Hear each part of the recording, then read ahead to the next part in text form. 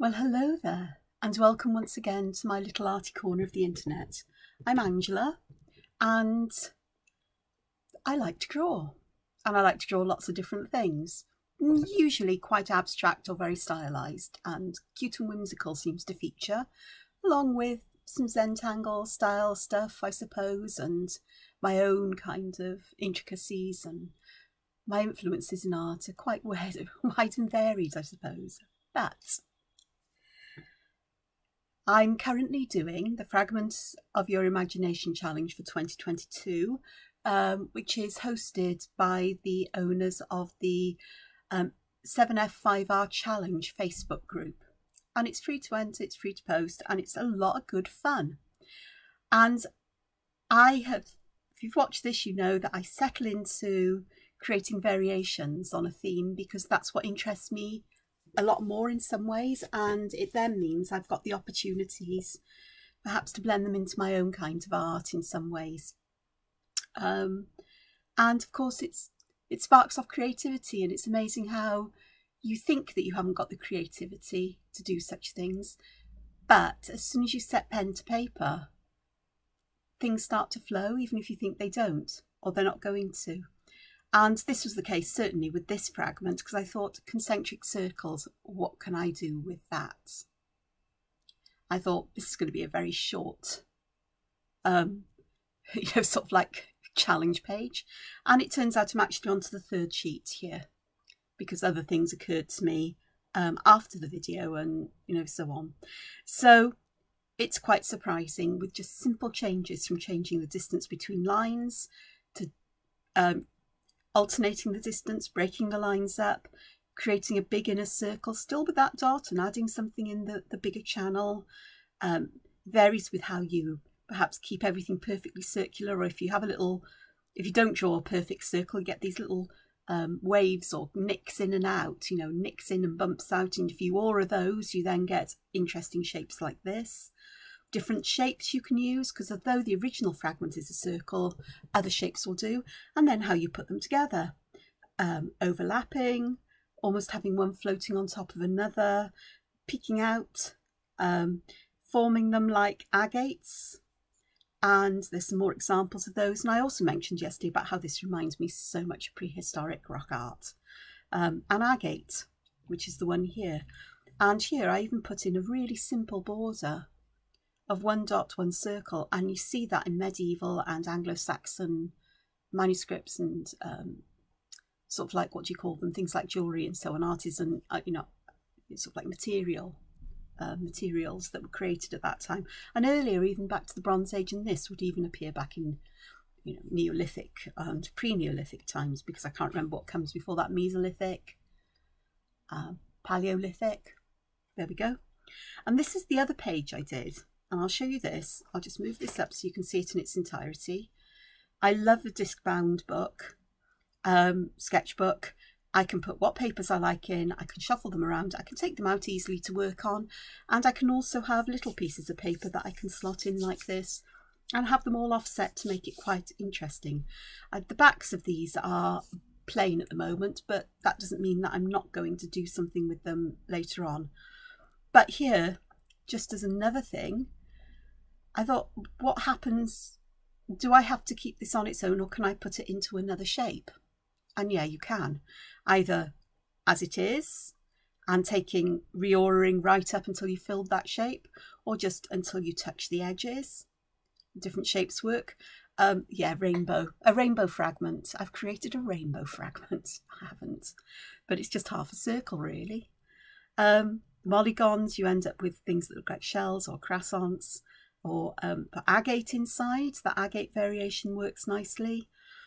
In that Pangea, that new reticulum that the people at Zentangle came up with for the 12 days of Zentangle, or just before it, that's quite fun, because it's like you've got if you shadow this correctly, it'll look like, let me have a go, because I do have bits here. I also have my glasses, excuse me while I reach across for them. But I think that if we shadow this correctly, and I don't necessarily think you need to go all the way round. just thinking, where would the shadow lie if there was a light? Just put a little touch of shadows just around the edges, but the darkest at the top. And then that almost creates a window where you're looking through to the pattern beneath. So that creates a lot of fun. This would look like a kind of jeweled pendant. So playing with these kinds of things is fun. This almost begs for having up and overs, which I think I'll have a go at. Grab my glasses again while I'm at it, simply because it's an extension of yesterday, and if I don't do it while I think about it, I may forget. So let's have a row of them with gaps between, and I'll just fit another one on here. I'm trying to keep them fairly much the same size. A pencil guideline would help, but then let's pop some in between that sit behind them. And I'm careful, I'm just popping the same number of auras in, but that could be varied as well. That is not a problem whatsoever. So there's different ways of approaching all of this. That ink's still wet, so I just wanted to revisit that with you today before I go on to today's fragment, which is H16, and that's from the Zentangle primer. It's originally a triangular one, I think, or at least this is the version that we've been given for the challenge. And you know me, I'm going to look at other kinds of fragments. So if we start with how this is created, with these I've started by putting a dot in the middle, and then I've drawn rice shapes to the centre. That's the most basic form, although the other way is to dot, put the lines in from the dot to the centre, and then add these arcs around them. And depending on the fineness of pen, you could get more than one around them. My pen is fine enough, my hand isn't steady enough yet. So you could have something like that. And this one is created by adding these little auras here, colouring them in and adding a little bump. That's all. So it would make for an interesting way of attaching these fragments together, because you could put them bump to bump, as it were. So that one is quite intense. So, you know, it would work as a reticulum, that's for sure. Another way of drawing these that I found rather useful for creating these smaller spaces is to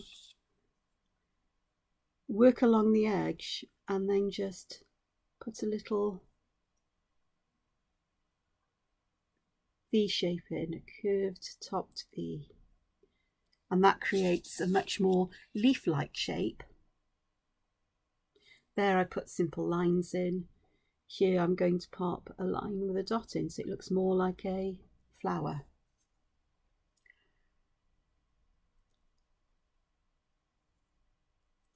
So there are all kinds of ways of varying this thickness of line and so on. But instead of popping these shapes to the corner, we could have a look at doing them to the sides, which is going to be interesting because they will go, but the shapes are much more compressed and you can get a much more circular shape. It's not as, I don't think it's as elegant as the other way, but I'm sure that it could be made to work in a grid pattern. I'm putting quite a lot of black at the tips, but you could order it all the way around. And I'm also going to pop little dots on those. Makes it quite intense. The chances are I'll come back and look at this with fresh eyes and a fresh mind another time and go, oh yeah, I quite like that. So this is the dot centrally, so let's choose to pop the dot closer to one of the edges. This is the central dot, and we'll create these shapes the same kind of way as we've done before. And it's similar, it's almost identical. There is a little difference in where these lie. They are definitely off center. And of course, if we really move that line, not just to one side here, but move it up a bit, that dot, sorry, then we'll get a very uneven and asymmetrical version of this fragment. And that could have some uses, I'm sure. So that's interesting. Actually, it is quite interesting. The difference in these two isn't as exaggerated as I thought it would be, which should make sense. So the other thing you can do, I suppose, is to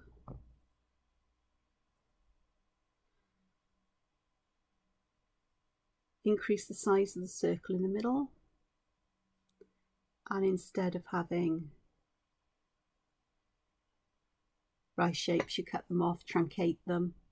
That's the central dot, and do as you wish with these other sections and within. And the bigger the dot, smaller those shapes will be.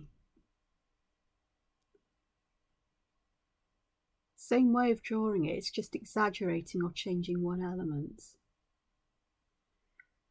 Like that. So that's quite interesting. Okay.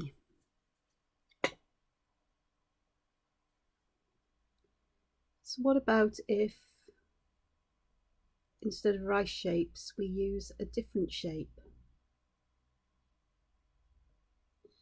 I'm going to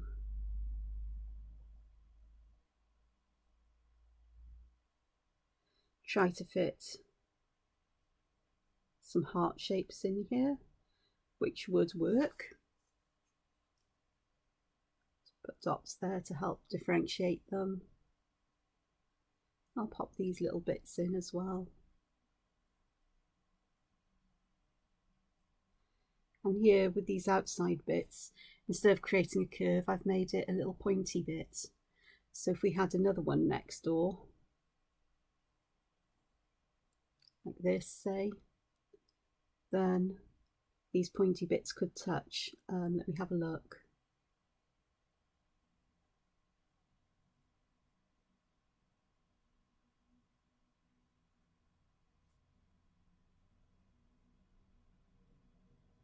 Goes. There's the middle bit there, and then oops, perhaps not quite, because I haven't really done that very well, but you could certainly create that as a way for them to attach to one another. Be a bit more careful than I am about exactly where they're placed. Okay, so just a couple more, I think. I'm going to draw one a bit bigger here. I'm going to put a little circle in the middle, and I'm going to do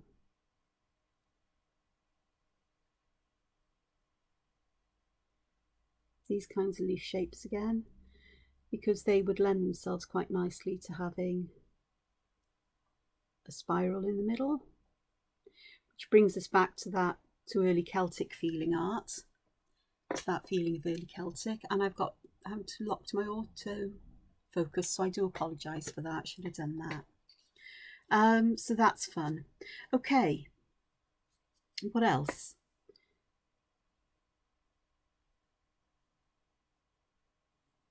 Putting an aura within would change this somewhat.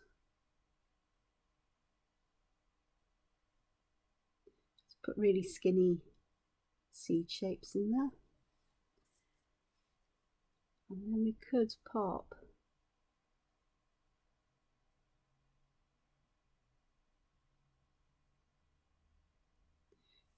underneath it a kind of Artwyrd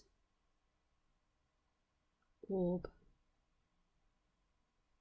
like that. Actually, that's quite fun. I like that. Who'd have thought it? Aura all the way. Let's try that again, but do something with a bit of difference.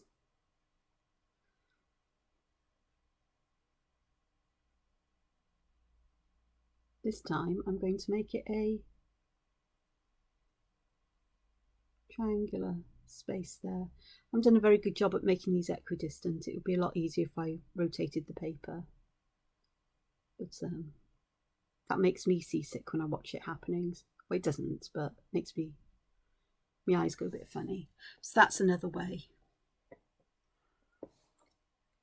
So there. And if we use nicely thin rice shapes like this, we have a lot of space that we can play with on the outside, even if we aura it. And I think auras are needed.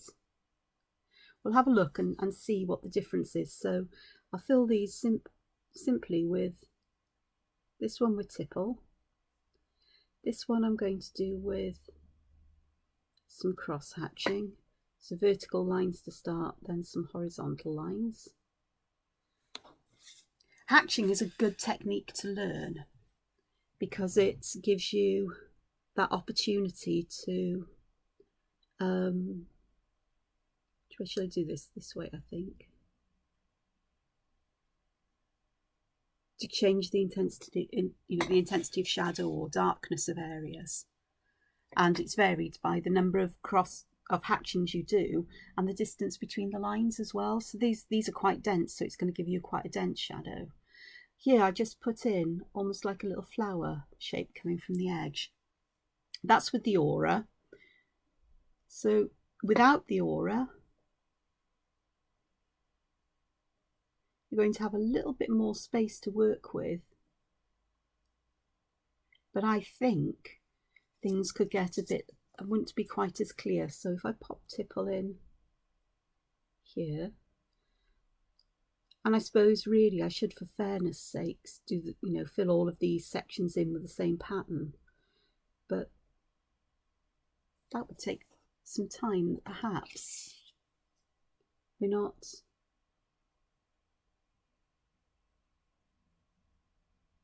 necessarily, it's not necessary. These just give us an idea of what the difference would be with the different patterns. So I've made those lines a little bit further apart than in the original one. And again, I'm going to draw, if I zoom in, there we go. So I'm just here going to draw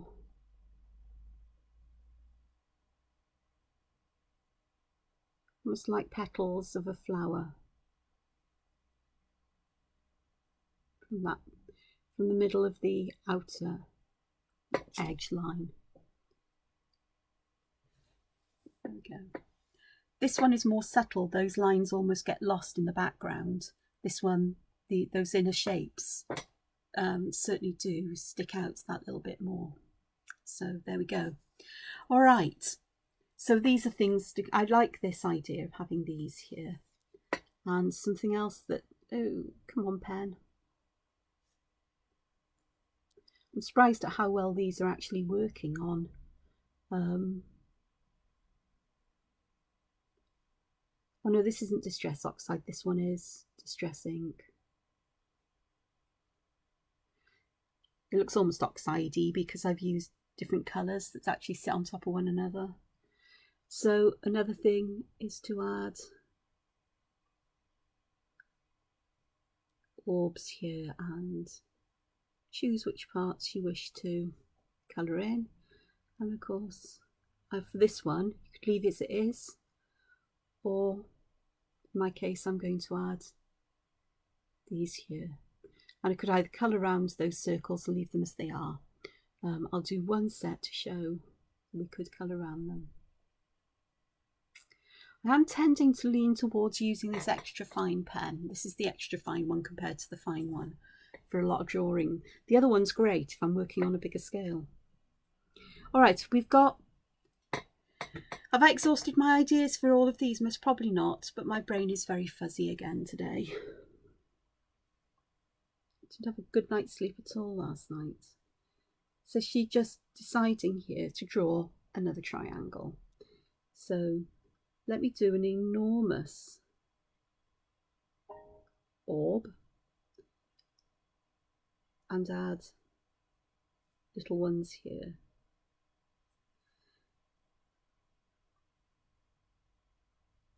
So this one then would allow us that opportunity to add other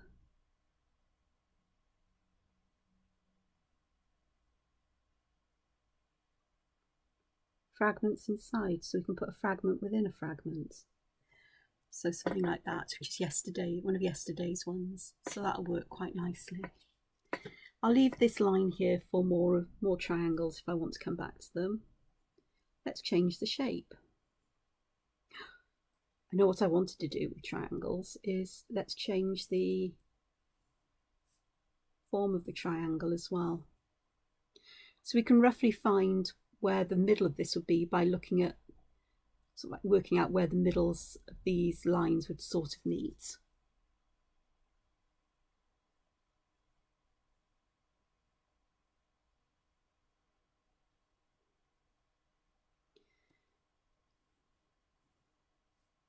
So by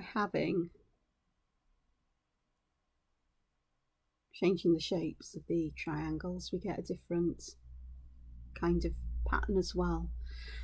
These kinds of shapes often appeared in the initial letters, the capital letters, the illuminated capital letters in manuscripts, in illuminated manuscripts, and they sometimes use shapes like this to fill it in, and perhaps put orbs in here or little leaves and so on to fill that gap in. And that's what that just reminded me of. And sometimes you'd find like an orb here and then this flowery bit put on the another part, but you can change the shape and style of it no end. So it's a right angled triangle and the same thing. This will always fit any triangle no matter what, so we can vary the shape of the triangle as well. Okay, a square, well of course it's going to work in a square. And I think this is a familiar pattern that we've already done, possibly. So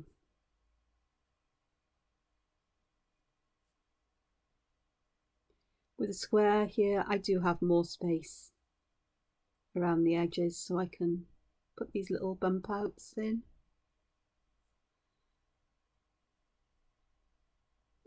And that works nicely.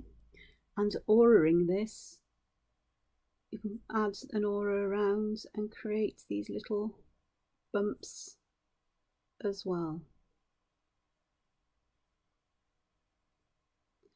And that would be quite nice in one of these. So if I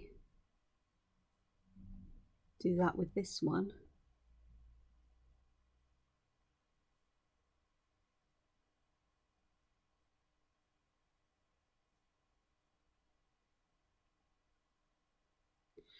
so you get a different edge to it, which could be interesting, both from popping two side by side, because you could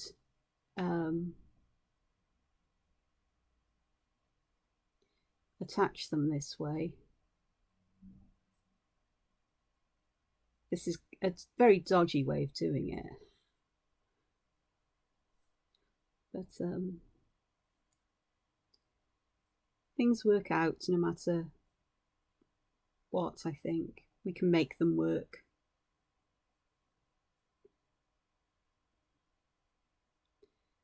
So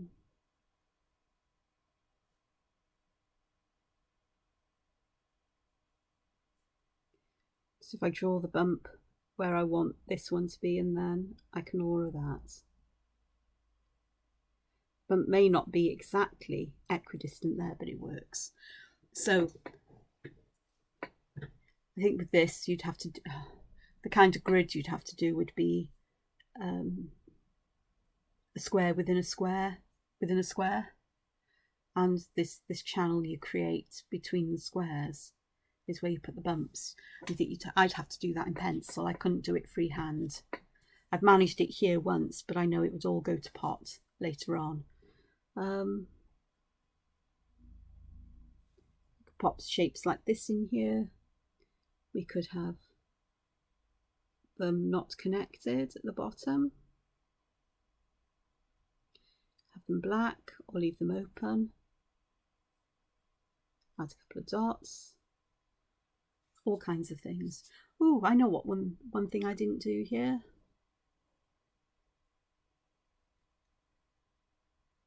Very roughly drawn, but do stripes.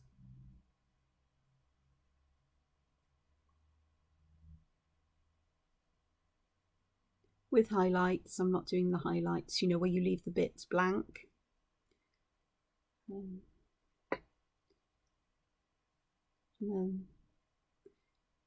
Very Beetlejuicy or Nightmare Before Christmassy. So that's another alternative. That's one of my favourite things to do. You can add any pattern in the middle of these that you wish.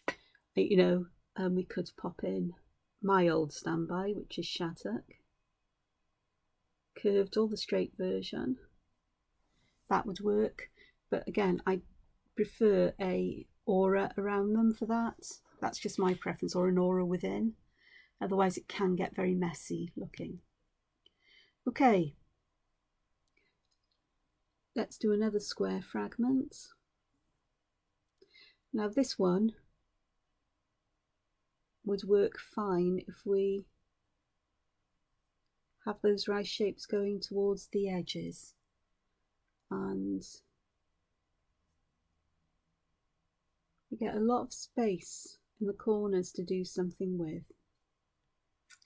So much so you could almost create an octagonal shape. Oh, there's a fun fragment shape, eh?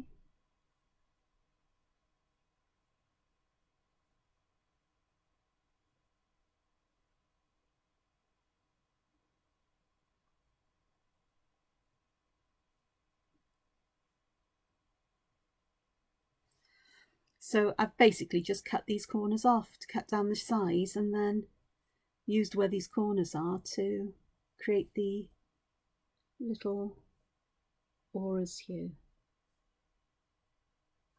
It's got the feeling of Moroccan or Islamic tile almost.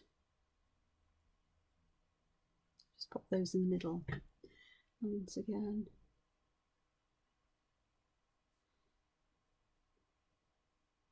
That edge. The edges, I just find things like this just finish these off when they're just fragments. And I think if you can fit those into a reticulum as well, it gives a different feel to the grid pattern you create. So that works. Okay. So anything you can do with a triangle, we can do in a circle. Even to the point of, and we've done this one, this is, you know, we're getting to well variations here, where I say well variations, they're not really, because we're not doing the curved lines that radiate out. But I think this is a tangle pattern. I think it's called Buttercup. And it's almost like you've got straight lines coming from here, and then, you know, really slender V shapes between to create the petals. And that looks quite nice, just as it is. But of course you can go in and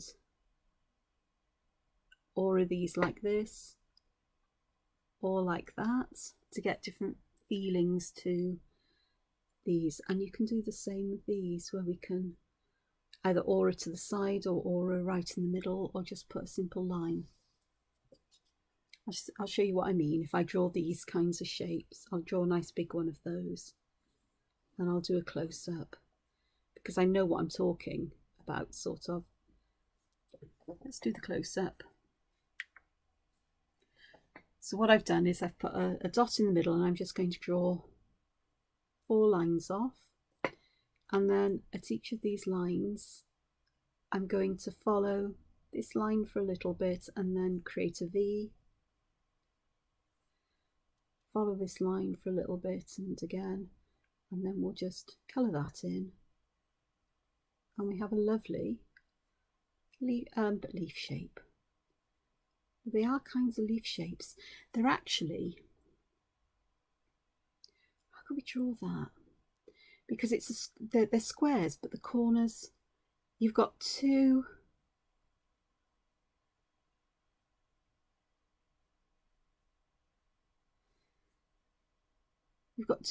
very sharp, sort of right-angled ends, and then 2 curved sides. And to aura this, we could just create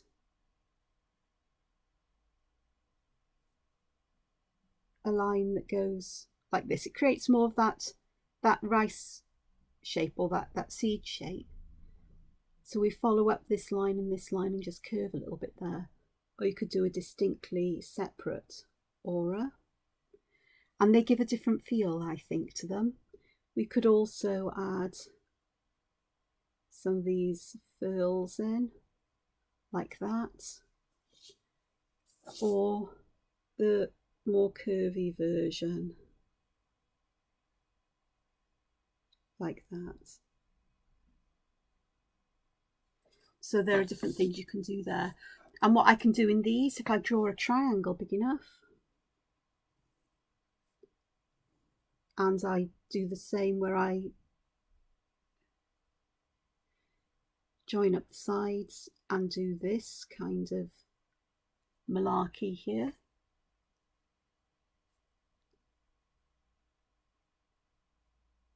Pop that there.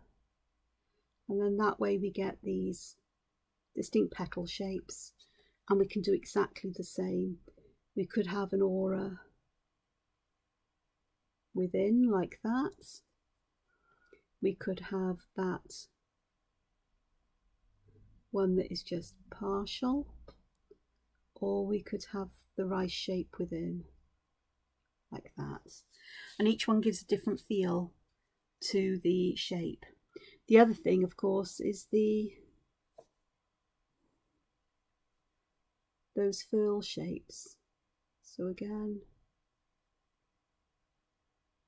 we create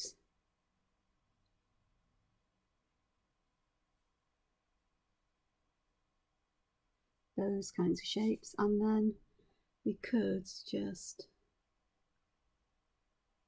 add a curl.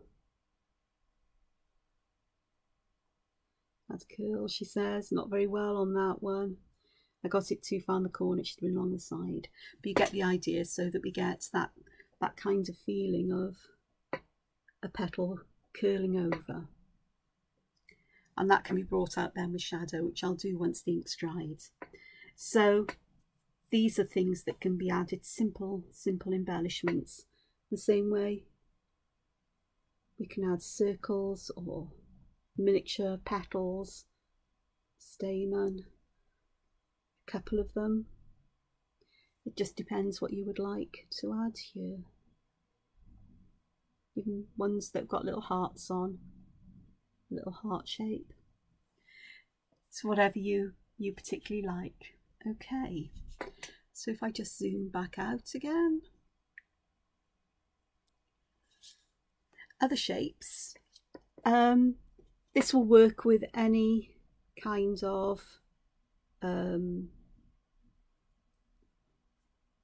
shape that you care to have. So we've done octagons almost, but that's a variation on a square. So with a hexagon you get very much something that looks like one of the segments of the flower of life, is it? and that then can be treated in exactly the same way.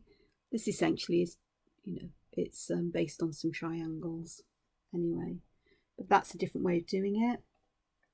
Let's have a look at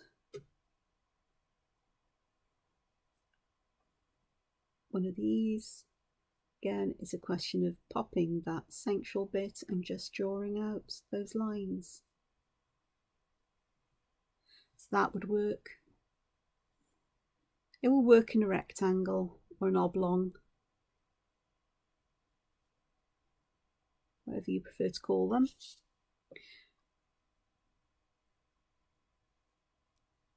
It's just a stretched version. And a pentagon.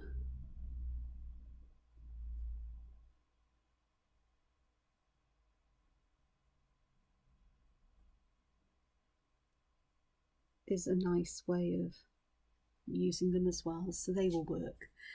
What about other shapes? Circles. Well, of course. We could do, you can draw those central lines in to help with judging where these shapes will go.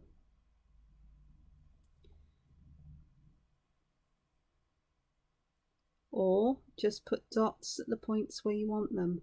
I'm just choosing to put 3 in here,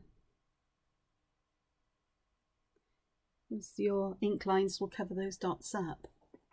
And of course with a circle you can put many more in, and you don't even have to necessarily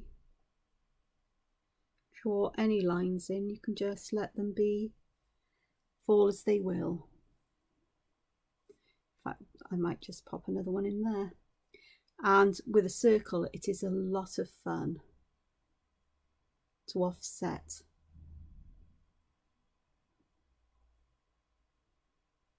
That central line and get these lovely, with shadowing this will almost look like a ball, so those are fun to do. Teardrop shape. Well, a teardrop shape is essentially a triangular shape. We've got this triangle and then we just add a curve at the bottom. So I think the most harmonious shape in here is based on 3, but there's no reason why you couldn't put others in. You can decide which one you like the best. Just try them out. I like 3, it just seems to fit the shape a lot better. And the same would be true then of a ginkgo leafy shape, which is a bit more obviously triangular than a teardrop shape. But we could do that as well. Other shapes. Well, it looks like an axe head as well if you put it on the side, or a bell. Other shapes. Oh, the curvy shape. I think I'd be tempted to pop these in where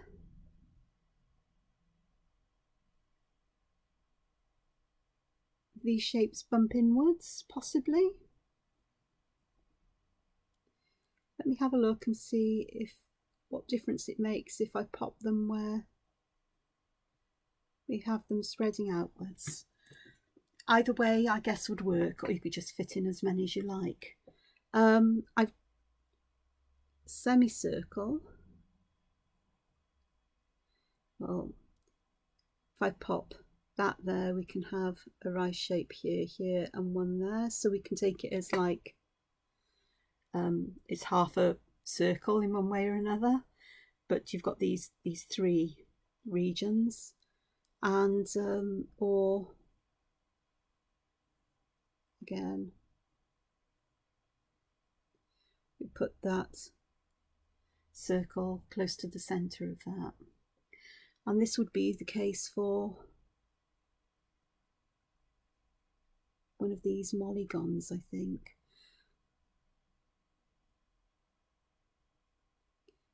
You may have to adjust the shapes of the rice shapes just a little to fit them in, but they will go in there. so that's possible as well. And I think with, let me try this. We have two centers, perhaps they meet here and meet here. No, that's getting complex. Let's try again. Start with one in the middle and then have three coming off. It looks like a strange hot dog. Sausage. Now, that was a thought, but it's not good. I don't think it's going to work easily. I'd have to think more about that one. Just one more to try for a polygon kind of shape. Be to have this at the top and then the third one in the middle, which is an extreme distortion, I suppose, of the original, but it follows the line that we've got a dot somewhere and then three rice shapes coming off it. Yeah. Have I covered all the shapes? Most probably. Your kite shape will work because it's basically just an adaptation of a square. These are my favourites though, I think. So let's go about adding some colour to this. Let me have a look. I'm going to look for I've got a dark red. Not sure. That's bright pink. Don't want that one.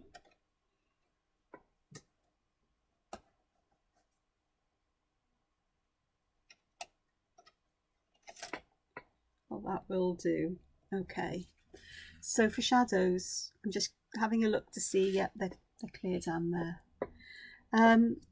I said it was about shadowing on so many of them. So let's add some shadows around the edges here, just to see how this works out.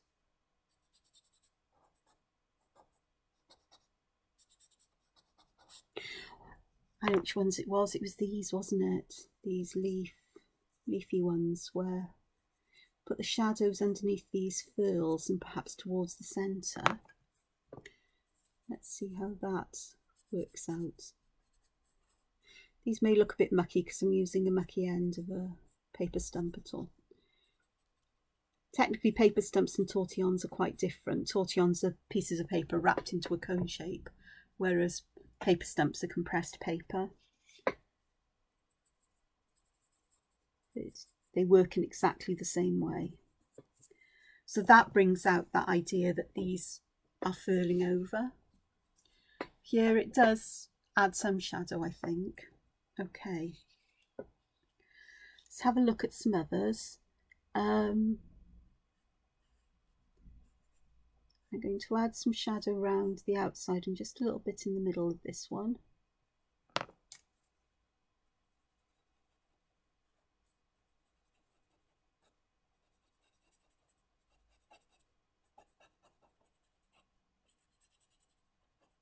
And yep, there's some red on this one because it's the same blending tool.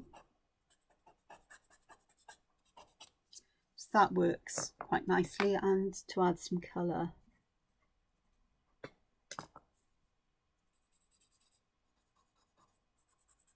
Because I can. So that'll work out okay. Alright, let's have a look. Ooh, throw one everywhere. Oh, these are the Carbothellos. These ones are definitely ones that look like holes in the paper, so let's add some shadow as if I've got paper casting some shadow there. And again, there may be some red in these, but I'm fine with that. I'm sure you can get Carbothello pencils open stock, and I think this particular one, which is, I think it's 1516. is definitely a colour I would get. It's a bluey grey and it's really quite nice for shadows. So I think that works because that does give you that feeling that we're looking through a hole in the paper. I think what would really help that is to have some white around the edge, but it's fine as it is. Others. There's so many different ways of adding shadow and highlight, and I think it's entirely what you prefer to do. The simplest way is to add shadow around all of the edges. So if I do that with this ginkgo leaf shaped fragment,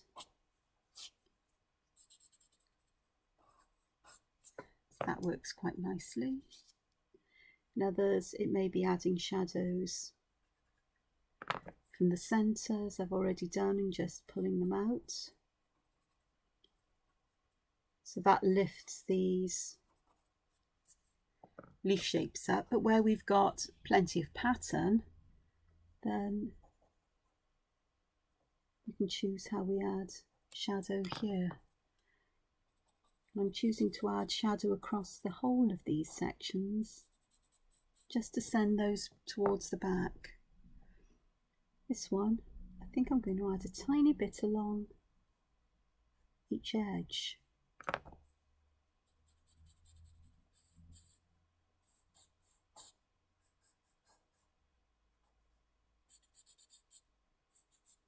Now you might think this would spread because it's got a much thicker end than the tiny tortillons that we see. It would make it really bold and wide, and it doesn't if you move in the direction along the line you've drawn, and just using, you know, as little of the tip as you can, as it were. So this one I'm going to do some here, conscious of time.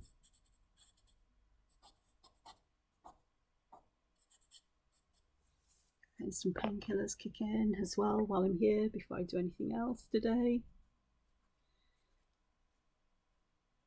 Right, there we go.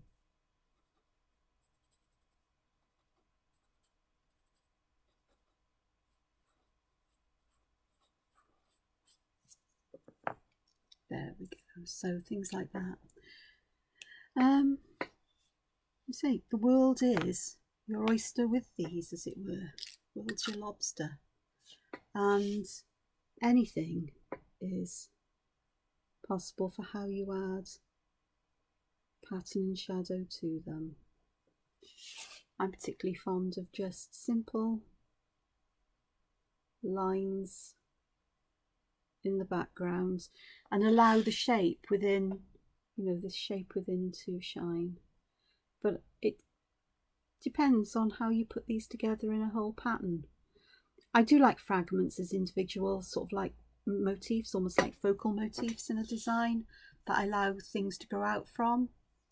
And some of these are lovely, and you know, finished off with spiral patterns or foliage and so on, or, you know, having those growing off them would give it very much that kind of feel of the artwork I'm talking about from, you know, Latine, early Celtic, Anglo-Saxon, early medieval, but seems to influence me so much.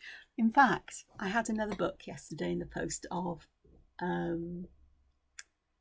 early medieval patterns, which goes back to Anglo-Saxon times and to the Normans. So 1066 and to Latine culture, which was Bronze Age, Iron Age. And I'm looking and I'm thinking, that's why I like black lines so much, thick black lines and definite areas. And these shapes appear in my art. I must have picked this up somewhere. And the way that I separate lines up or break lines up into, you know, parts and things that look like rigidy pipes and things like that. So my mind has picked up influence from all over the place. So I'm going to finish this one here. I shall pop this on its side so you can see it all. A couple of really bad ones there. They look like really like balloon toys that have gone wrong.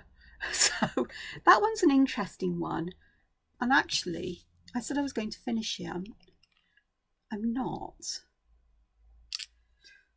Because there's a different version of this one, I started with that rice shape in the middle there, and I put rice shapes from that side, so I could do them from that side, and that would give a different kind of take on this fragment in terms of being a polygon. I think I've covered all of the shapes. I think I have. That one works better. These edges always look a bit untidy almost to me, and I think I'm either going to tidy them up like that with an aura, which helps, or I think I may make it look like we're looking in through a window or a hole in the paper. It's looking down. Just that hint of lightness in the middle. So very much like these. So I'm just going to say thank you very much once again for joining me here this morning, or today. It's now just gone midday. And I hope you found this interesting, inspiring, has given you ideas for this particular fragment.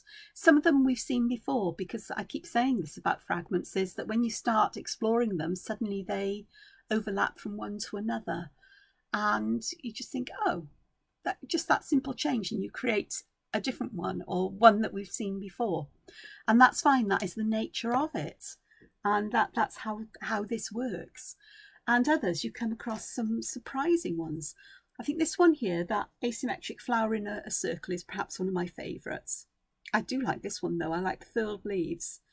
And I do have a fondness for triangular patterns, particularly ones that have got spirals. Because I suppose, she says, I said I was going to finish, didn't I? Let's just pop another triangular one in here. Because we could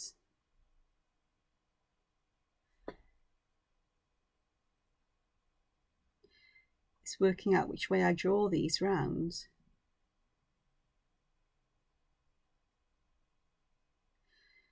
Draw these like this and really have those rice shapes as these